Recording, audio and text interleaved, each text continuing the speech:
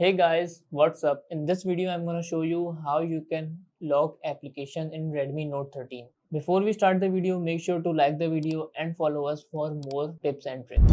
Okay, first of all, you guys just go to settings and scroll down. We have option of apps here. Just click on app. As you guys see, we have option of app lock. Click on app lock and click turn on.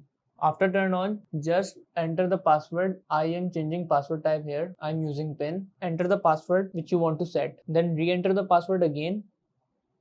After that, just click on not now here. And this message appear. After that, also click on not now.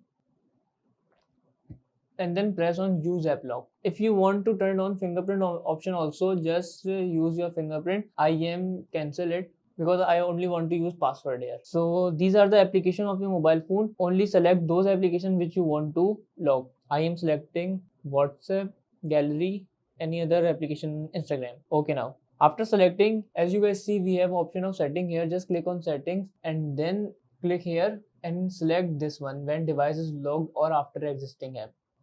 Okay, now let's see. After entering the password, now I can access the application.